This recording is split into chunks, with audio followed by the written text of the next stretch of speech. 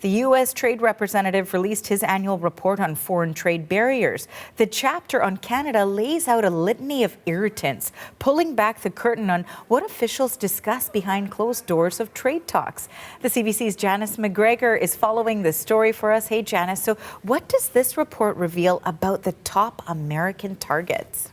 Indeed. Look, I'll say this about the United States Trade Representative. It is quite transparent. It is not a secret what American beefs are with Canada at the moment. And there are things here, you know, if you hold it up against last year's report, for example, that are perennial irritants in this relationship. So, you know, no shock, supply management, milk classes, cheese standards, they're in there. Also, Canada's treatment of American digital giants. Yes, the digital services tax is no more, but there's still the Online Streaming Act, the Online News Act, French language protections, CanCon requirements, the CRTC regulations.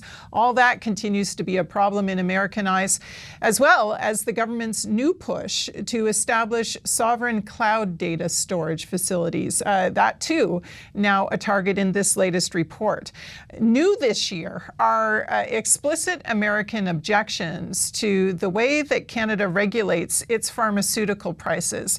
And there are also new calls in this report that take aim at some of the retaliatory measures that Canada has taken in the wake of the trade war. You think of things like the provincial liquor monopolies, their decision to pull U.S. booze off the shelf. This report says that needs to be immediately restored.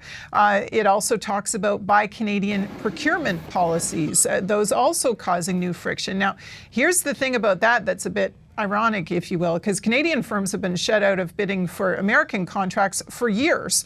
The shoe's on the other foot now, though, that Canada's started to sort of fight back on that, and it is causing political pain in the U.S. Most interesting in the wake of recent news in Canada is a signal in this report, a broad hint that more tariffs are coming for Canada as part of the Trump administration's so-called Plan B, the new investigations that have been launched in the wake of the Supreme Court tariff decision that struck down some of the Trump administration's earlier tariffs.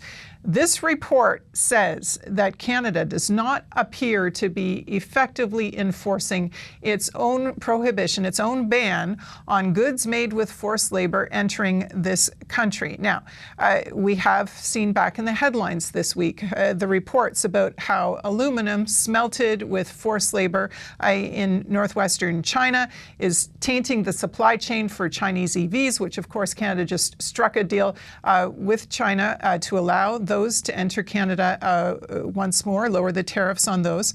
The minister responsible for Canada-U.S. trade, Dominic LeBlanc, told reporters on Tuesday that he does not believe that this deal with China is going to make Canada more vulnerable when it comes to its relationship with Washington. Take a listen.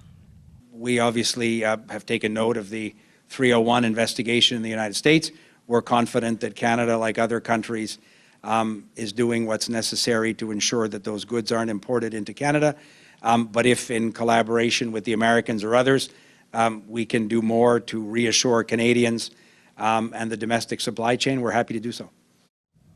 So he's trying to be reassuring there, but the language in this report is pretty clear that it's not okay in American eyes. And I've noted that Ambassador Pete Hoekstra has been out doing interviews this week emphasizing why Chinese electric vehicles should not be in the North American market.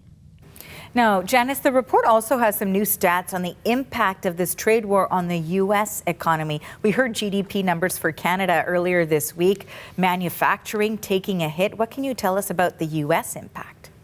Yeah, it's interesting. For each chapter, they talk about how the trade deficit or surplus for the U.S. has changed, and that reveals that U.S. goods exports to Canada are down by over $13 billion, and U.S. goods imports from Canada are down by nearly $30 billion over the last year. And the trade and services, things like tourism, those have been disrupted too. This Friday is going to mark the one-year point for the sectoral tariffs against Canada's automotive industry. Unions getting ready to mark mark that. It's been a few weeks now since the one-year anniversary for the steel and aluminum tariffs.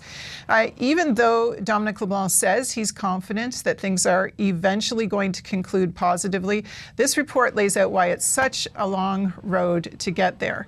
And on a week where you have Canada's finance minister in China trying to do new deals there, it's not even clear that Canadians are agreeing on the right approach to take here. I took note, for example, Doug Ford's energy minister, Stephen Lecce, just back from Washington, sounding different notes, saying we should be working with the Americans on China, not against them. So Team Canada even not entirely sure how to proceed. Janice, thanks for the latest on this. That is the CBC's Janice McGregor in Ottawa.